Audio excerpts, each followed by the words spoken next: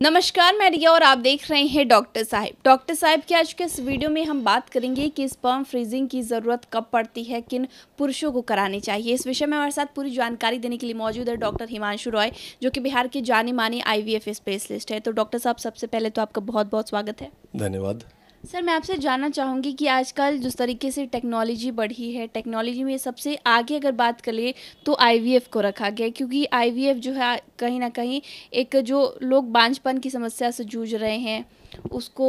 निकाल कर लाया है, माता पिता बनने का सुख दे रहा है आईवीएफ। ऐसे में स्पर्म फ्रीजिंग के पास कराने के लिए आपके पास लोग आते होंगे, तो स्पर्म फ्रीजिंग किन लोगों को कराना चाहिए, कब इसकी ज़रूरत पड़ती है जो लोग अपना स्पर्म फ्रीज करा सकें? देखिए, ये बहुत नया टॉपिक है स्पर्म फ्रीजिंग, जिसके बारे में पब्लिक को भी बहुत ज़्यादा नहीं पता है। स्पर्म फ्रीजिंग तो काफ़ी सालों से हो रहा है। हम लोग पटना में भी स्पर्म फ्रीजिंग ऑलमोस्ट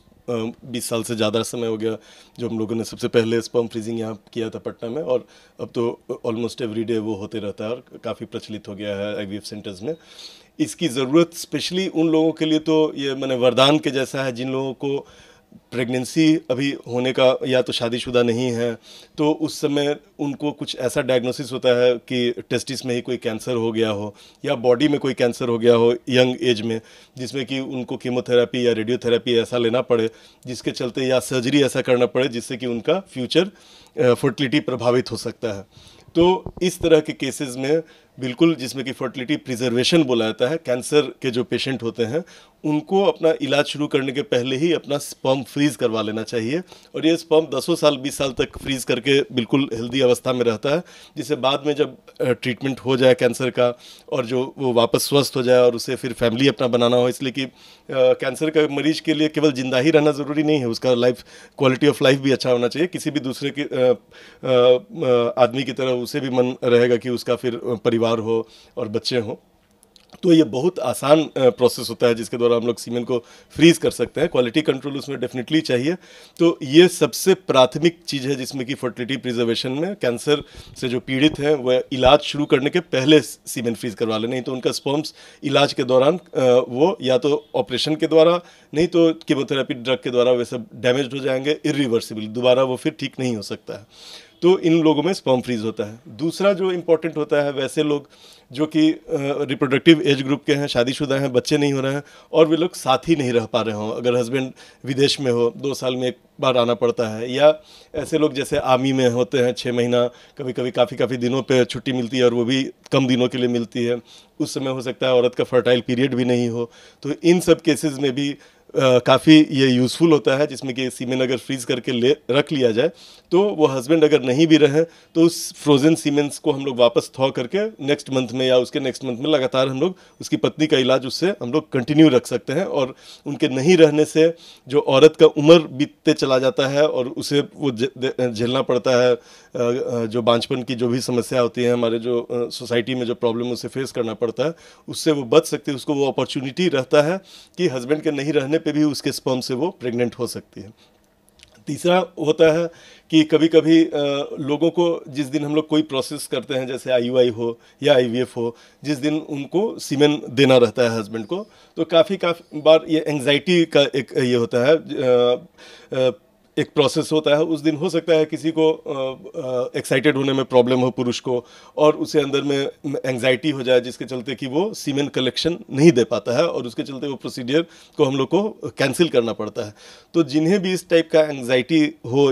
या कभी इस तरह का होता है कि उसे सीमेन नहीं वो कलेक्ट कर पाया, तो हम लोग उसको बीच के टाइम में कभी भी बुला लेते हैं जिसमें वो फ्री हो, कोई तरह का टेंशन नहीं हो, और उस दिन वो सीमेन ला के अपना देते हैं और वो फ्रीज करके हम लोग रख लेते हैं, ताकि जब प्रोसीडियर करना हो उस दिन सीमेन वो नहीं भी दे पा रहे हो तो हम लोग फ्रोजन सीमेन से उसका थॉ करके, वो बिल्कुल उसी तरह का उसका फर्टिलाइजेशन पोटेंशियल होता है जैसा कि नेचुरल फ्रेश स्पर्म का होता है, और उससे हम लोग प्रोसेस कर लेते हैं। साथ ही साथ अगर उस पुरुष के मन में ये है कि नहीं स्पर्म तो रखा हुआ है, तो एंग्जाइटी लेवल्स भी कम हो जाती है। और जिन पुरुषों को पहले देने में दिक्कत होता था स्पर्म सैंपल, उन्हें अगर पता है कि नहीं मेरा बैकअप मौजूद है, तो काफ़ी बार वे एबल होते हैं उस दिन स्पर्म दे देने में भी। तो एंग्जाइटी लेवल्स भी कम हो जाता है स्पर्म अगर फ्रीज करके रखा रहे। इसके अलावा जो चौथा होता है वो होता है डोनर इंसेमिनेशन जो होता है। काफ़ी पुरुष ऐसे होते हैं बांझपन की समस्या जिन्हें रहती है, जिन्हें बिल्कुल स्पर्म जीरो रहता है, उनके टेस्टिस में भी स्पर्म नहीं रहता है, प्राइमरी टेस्टिकुलर फेलियर जिसमें बोलते हैं, या वे अफोर्ड नहीं कर सकते हैं बहुत हाई लेवल और महंगे ट्रीटमेंट जैसे कि इक्सी हुआ, टेसा हुआ, या वो इक्सी टेसा फेल हो जाए, तो इस तरह के एजोस्पर्मिया के केसेस में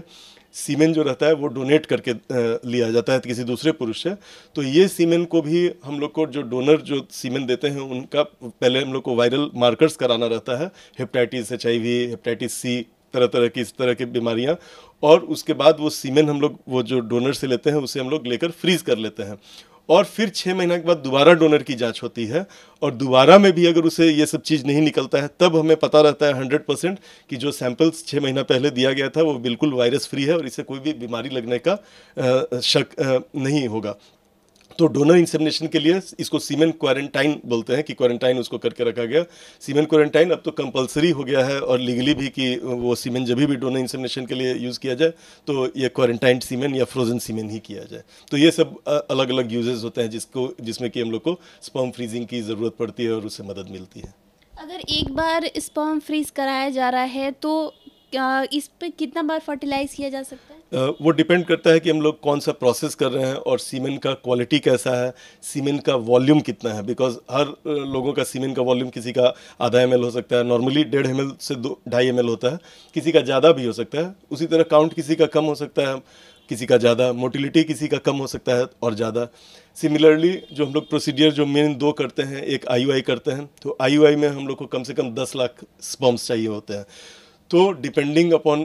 जो सैंपल हस्बैंड का कैसा है, अगर हम लोग IUI के लिए सोच रहे हैं 3-4 साइकिल के लिए, तो एटलीस्ट 2 सैंपल रखने से हम लोग IUI का 4 साइकिल कर सकते हैं ऑन एन एवरेज।